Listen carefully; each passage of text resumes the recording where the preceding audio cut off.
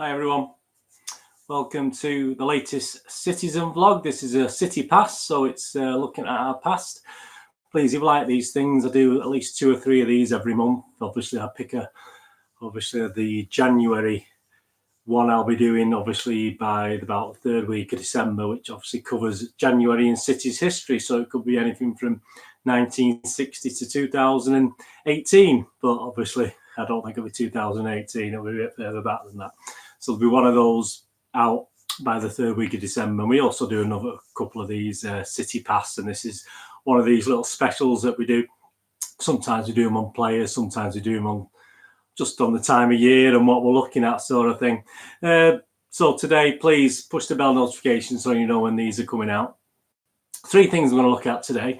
The sort of growth of colour programmes for City. I did a vlog probably a couple of months ago where there's a guy who was complaining that Arsenal had a colour pull out of the team, and they wanted to know why City weren't putting colour into the programmes. And this was like the early 70s. So I did a little thing about a quick look back at City's advent of colour, etc. So I'm going to cover that. I'm going to cover obviously Gary James doing a wonderful thing in the City programme. Obviously we got this with our season cards this year for 125 years. So I'm going to sort of just have a look at Gary James's stuff on that and various other things, and do I'm just going to start doing a little, obviously part of this City Pass, just to look back. Today I'm going to look at 1880 to 1894, so it doesn't qualify as the obviously within the 125 years, but I thought I'd start the series off looking at that through quite a unique one, which was done, a little centenary special done back obviously 25 years ago from the Evening News. And there's a nice little piece in that from a guy called Stuart Matheson, who did a little piece which I'll read out and just give you a bit of information on that. And then obviously from then on there'll be regular vlogs obviously on City's 125-year history. And the last thing I'm going to do is just have a little programme opening. As you know, I buy programmes all the time from old games. I've got 6 there that I've not looked at yet. I just snipped the top so I can just open them up and share with you. So I've just got a little programme opening as well. So let's get on with this. Yeah, the programmes, yeah, it's quite funny because the guy was complaining, and obviously we take for granted now, don't we, our lovely full colour brochures and everything's, it's not even what we call spot colour now. A lot of the pages are actually all colour, etc. And we take that for granted now, but it was quite interesting to me because I did find something quite funny with the first programme that City ever produced with a full colour front and back, not a spot colour. Obviously, if you look at the old days, United were doing, this is 1967-68. United were doing colour photos. Inside, obviously, it was the basic black and white stuff, obviously all inside. But they had obviously a red cover, spot cover on the back. But they did obviously red and green. So that's what you'd call really a full colour as opposed to a spot colour. And that was 1967-68, but that was quite rare. Even United didn't always do it. And if you think about, 1969, my first, I didn't get to it unfortunately, but the first City Cup final I remember watching on the TV was the Leicester City Manchester City. So, what was that? 2 shilling for the programme, so that's 10p in today's money.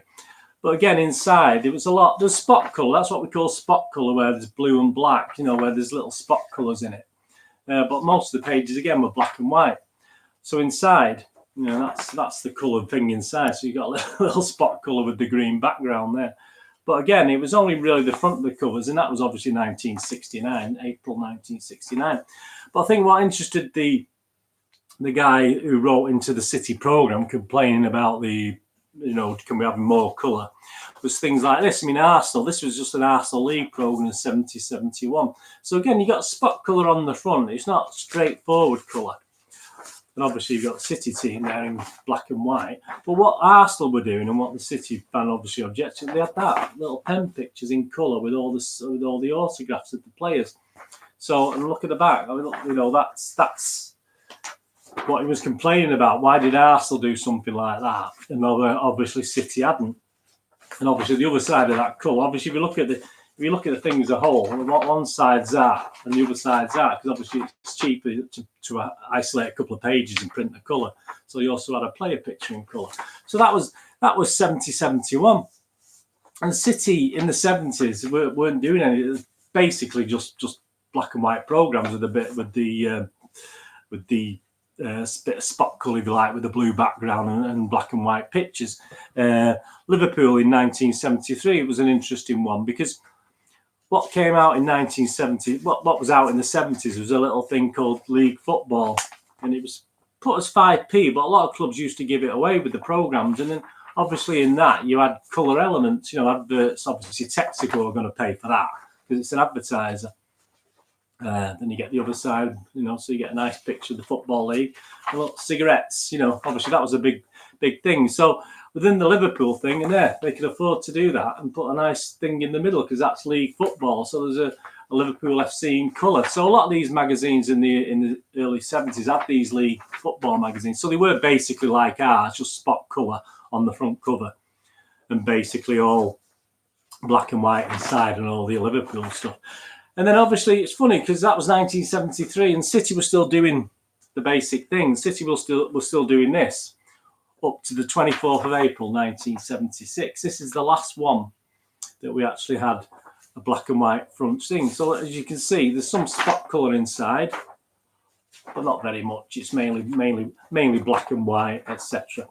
But that was 1976. So even though stuff was being done, City 68, 69, City hadn't. But what they'd done in 1975, I noticed, City did put that out for the League Cup game against United, which obviously we battered them in that one, didn't we? 15p League Cup 4th round. So I mean, it was a League Cup. It wasn't the FA Cup or anything. So it's unusual. I think that was like a little bit of a trial run by City to see what they could do, and the colour was all right on there. And if you look inside, we've got the basic black and white.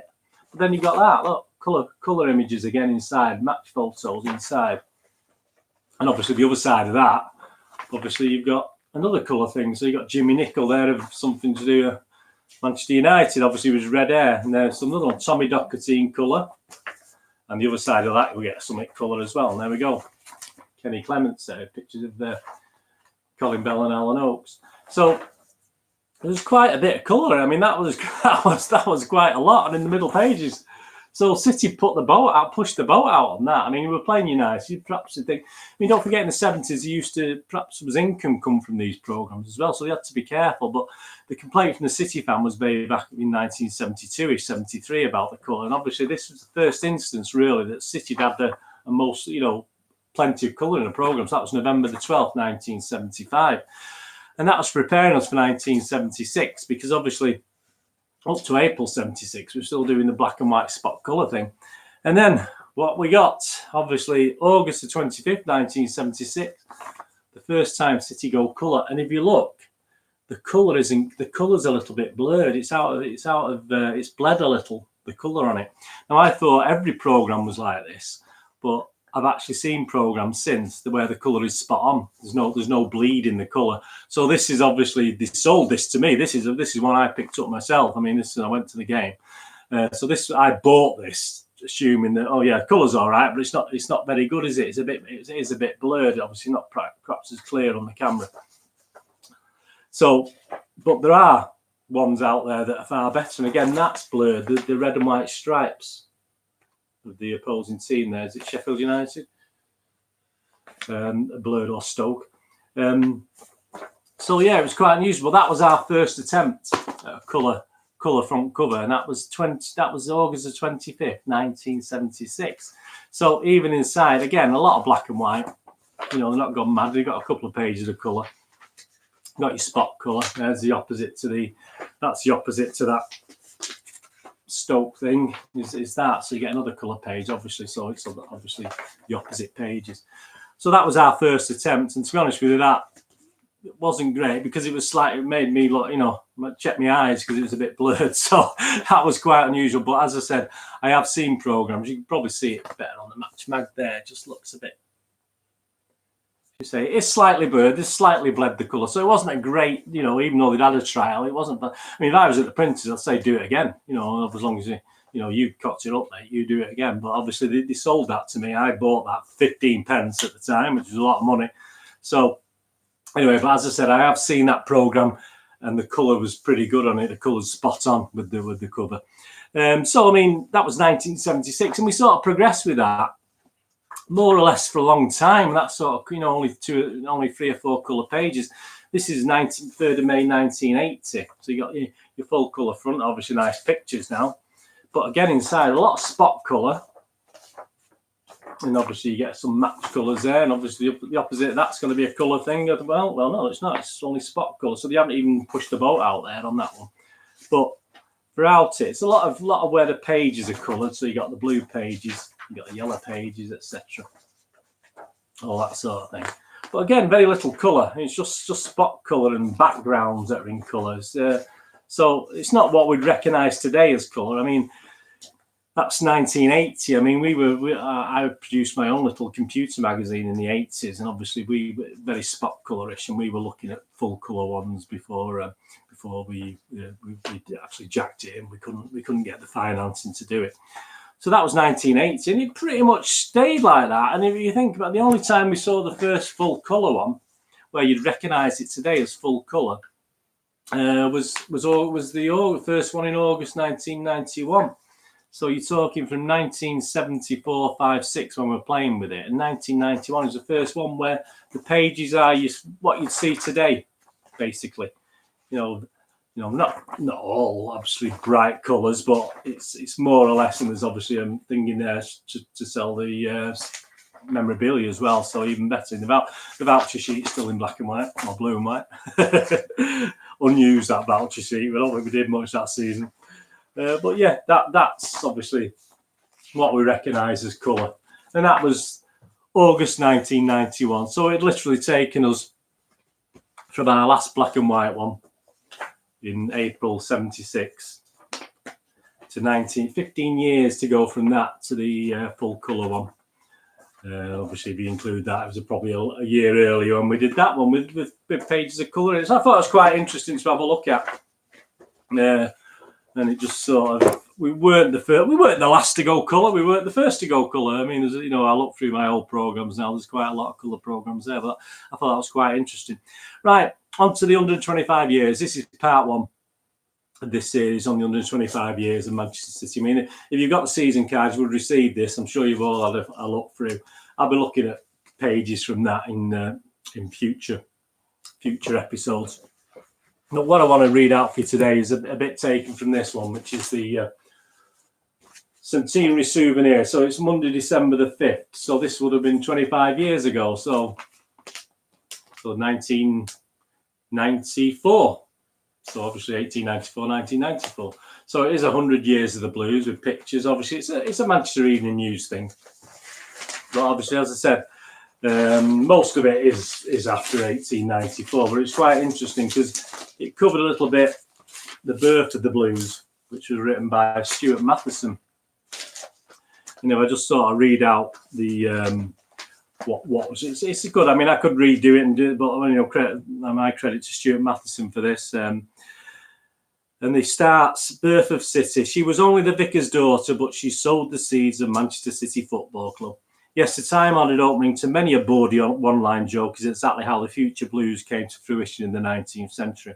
The Reverend Arthur Connell's offspring certainly wasn't joking when she put forward the idea of forming a working men's club in Gorton in the 1870s. But she wouldn't have had any idea what her suggestion was to eventually spawn. Connell, the vicar of St Mark's Church in West Gorton, took to the idea of providing recreation for the working classes in the area. 2 church wardens put the plan into action and went on to form a cricket club in 1879.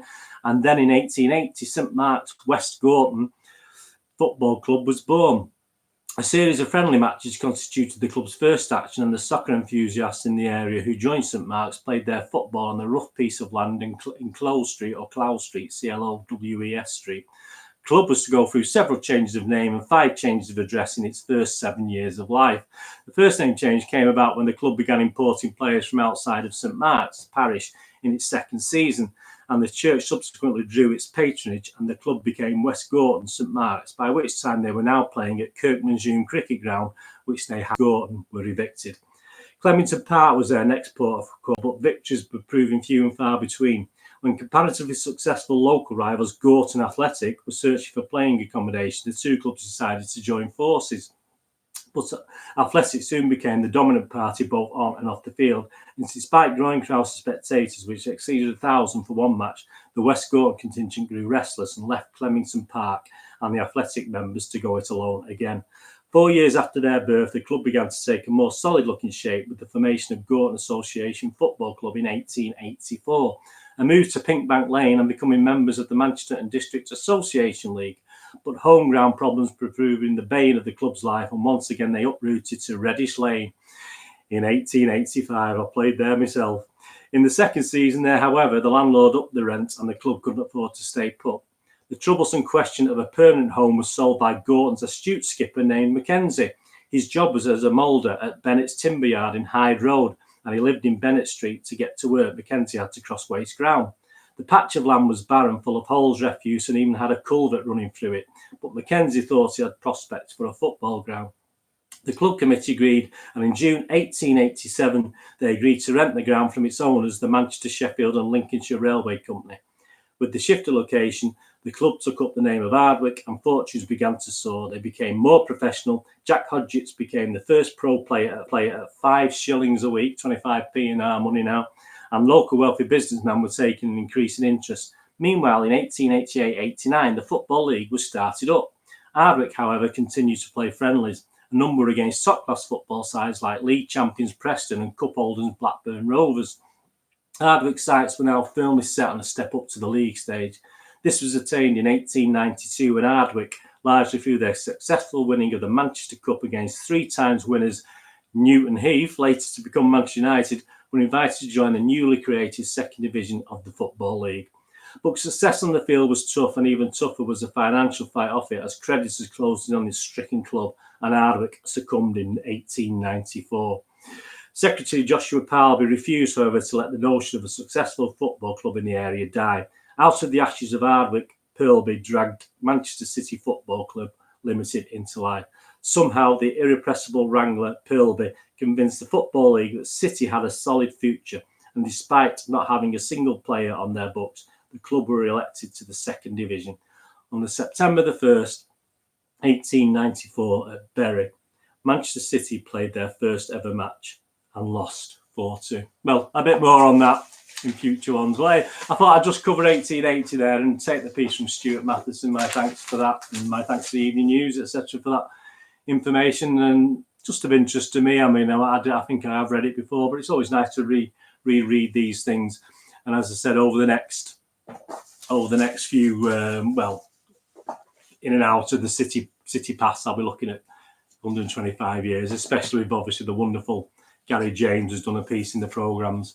So I'll be making use of that and showing you some of that, because a lot of you don't get the programmes, or if you're abroad, you might not have access to the programme. So that'd be great for you to get to know. I mean, and we'll be looking at things out of this as well, which is Manchester City history from 1904.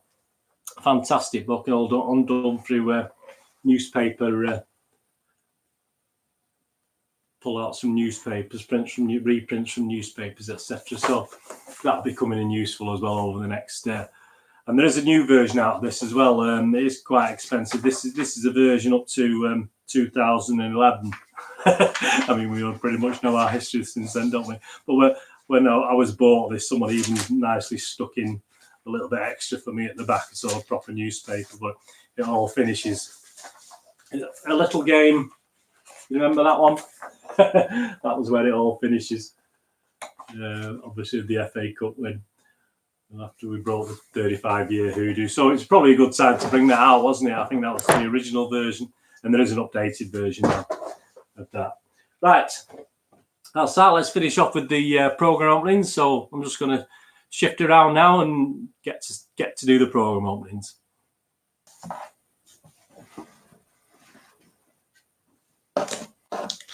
Right, let's have a look at the first one. See what we've got here. A little one, so it's probably from a while ago. Yeah, we've got Tottenham versus Manchester City, 5p.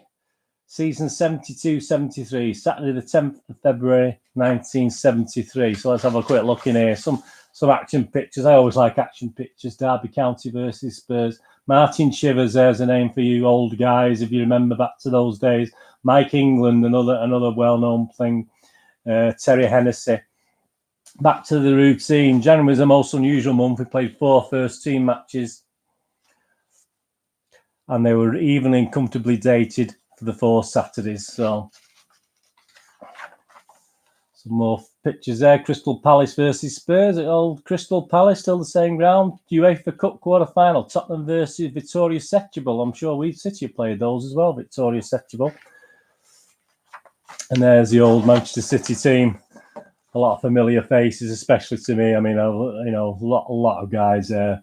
Donachie, Doyle, Boo, Corrigan, Buck, Towers, Jeffries, Marsh, Lee, Bell, Summerby, Wyn Davis, and Ian Mellor. Now Manchester United, so he's on the pictures, not even with us anymore. But that's today's visitors. Obviously, no colour in this, a bit of spot colour. There's the expected teams for the day. No one's marked up any changes to the team. Tottenham, well, what we got there? Martin Chivers, Ralph Coates, Alan Gilzine, Steve Perryman, Martin Peters. I mean, Cyril Knowles, Pat Jennings. I mean, you're talking Mike England. You're talking all big names in 73. Presenting Steve Perryman. There's a wonderful shelf at Tottenham. A new record, obviously. I think they just made the League Cup final, Spurs, so they cut a new record. You know, we all still sing along with our record, don't we? Let's see Tottenham results, and let's have a look though. We're next to each other, so Tottenham both about midway in the league there. That's Tottenham versus Manchester City. Let's have a look at the next one. There you go, got a home one. Now this is one I would have bought because I've lost it because I would have been at this game. The wonderful Keith McRae there. There's the wonderful redhead. Johnny Hart, we used to call him Johnny Hart, didn't we, as opposed to John Hart, the manager. Again, spot colour. Oh, the wonderful Alan Oakes at home with his wife and his son. Paul Doherty talking to Frank Carradus.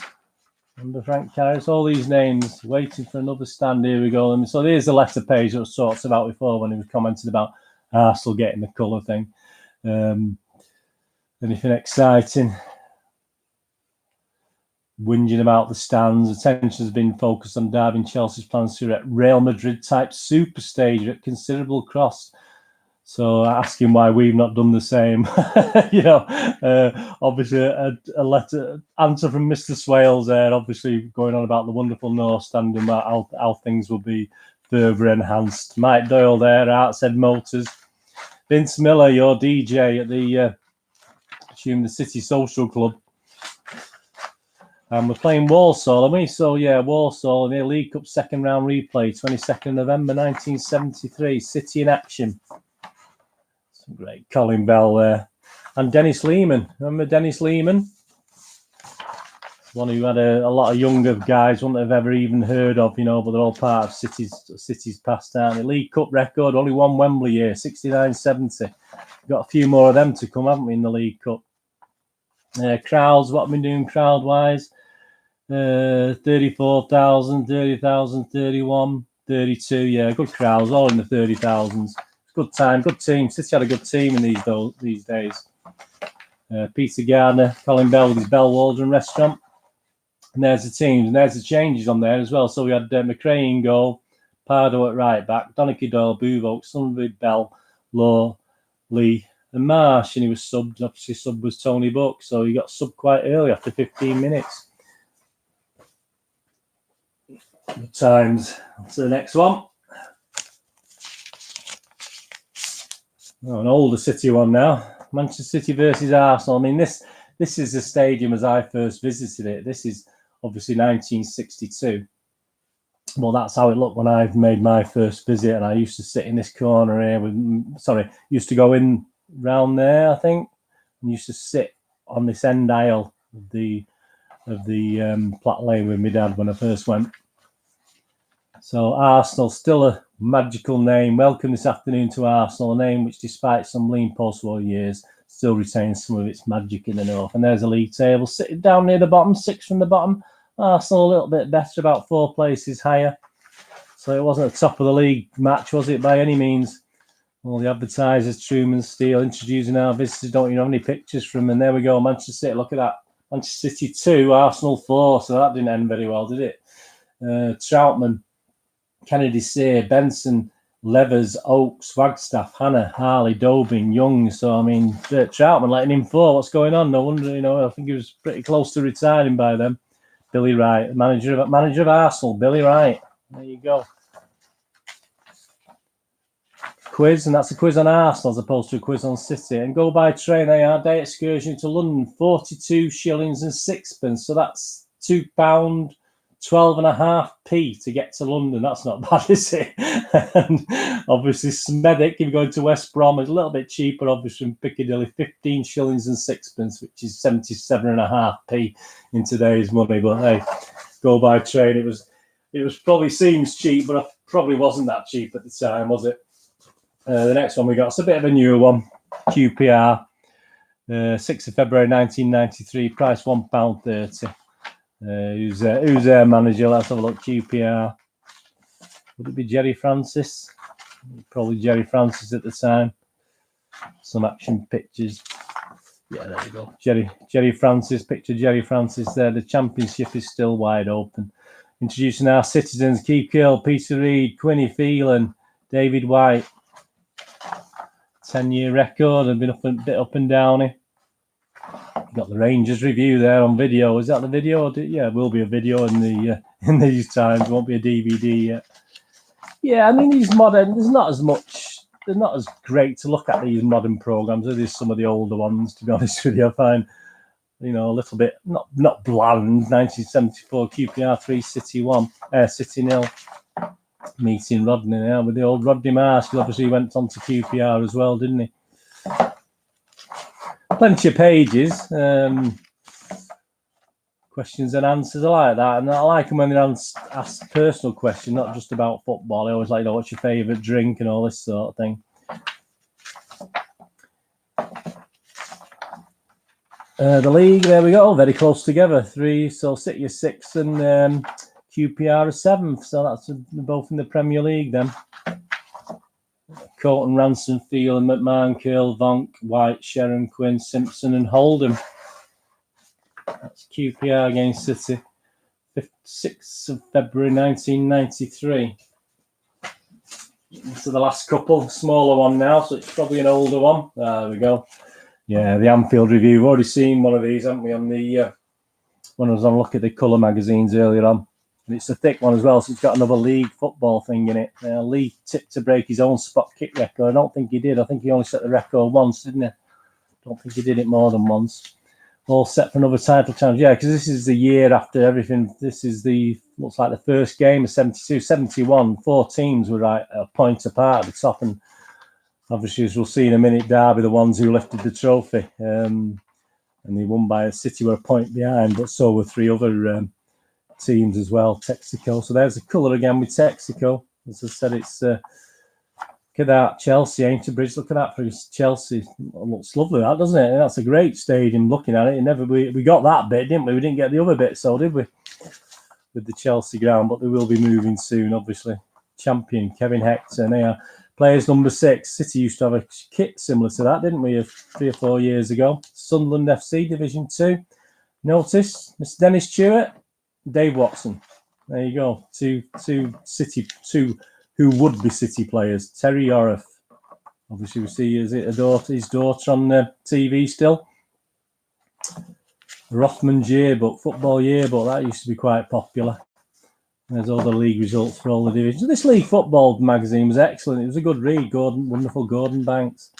And it obviously filled the programmes out. I always used to love that picture of obviously it's Liverpool, which obviously I don't love, but I just used to love the fans element there. It used to really appeal to me.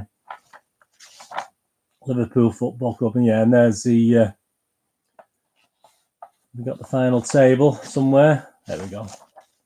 Yeah, so look at the final table from the year before. So you've got Derby, 58, Leeds, Liverpool, and City all on 57. Obviously, we had worse goal difference, so we ended up finishing 4th. But so near so far. We should have won. I think we should have won more trophies in the 70s. To be honest, I think we should have won at least a couple of league titles. I think we were quite unlucky not to do that.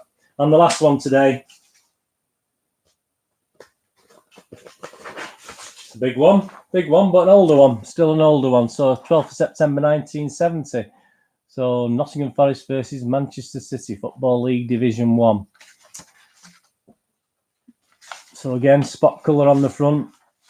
Inside the City ground, great view of the old City ground there. I mean, I've been a couple of times. I've stood over there in the open end. I've stood down here in like the paddock, Nottingham Forest, before it was revamped. Wonderful Joe Mercer, our visitors, Manchester City. Great picture of City there. Some great. I love these old action pictures. I really do enjoy looking at them. Buzzer, Francis Lee, Joe Corrigan. Mercer pins main hopes on Mexico style attack. Yeah. So obviously Summerby, Bell and Lee had all been to Mexico, hadn't they? On the this is September. So in the July before this, when we unfortunately got knocked out in the quarterfinals, didn't we, by Germany? Corrigan, Buck, Pardo, Doyle, Booth, Oaks, Summerby, Bell, Lee, Young, Towers, great team. And again, as I said, 1970, 71, 72, 73. We had some good teams. We should have done better, but there's a lot of good teams in the 70s. So I suppose we did okay. Radio Forest, what's the score? And of course, you're going to have your old cigarette advertising on the back. So that's Forest Review from 1970. So that's the last one we're going to look at today.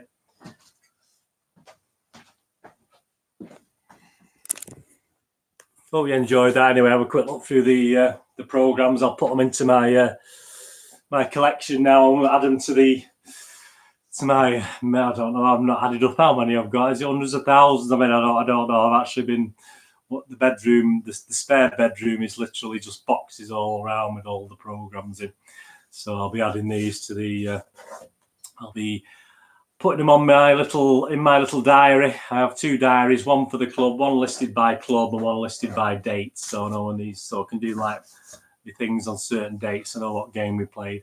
Eventually I'll go through and also list what sort of action photos are in as well from games and what day. So if you got these sort of things, I'll index what they are. That's how boring, but obviously there's not enough hours in the day. I mean, it'll take a long time. It'll see me through till I'm an old man. I'm still a young man at the moment. Anyway, I hope you enjoyed that. Please push the bell notifications. The next one of these maybe out. There may be a City Past, obviously due out another week or two, and then obviously there'll be one covering the January. I'm not telling you the year yet. That'll be a nice surprise for you, which obviously I'll look back at January through the use of programs or memorabilia or scrapbooks. At times I've got scrapbooks as well, so I'll be doing that. And obviously, please check the City Presents, which are my up-to-date blogs. I always bring one of those out within 24 hours of a game. So please check back the City Presents, and I'll do a review of the game in my own little way, plus a preview of any upcoming game. So please have a look out for those as well. Anyway, thanks for watching today. Whatever you're going to do this, have a great one.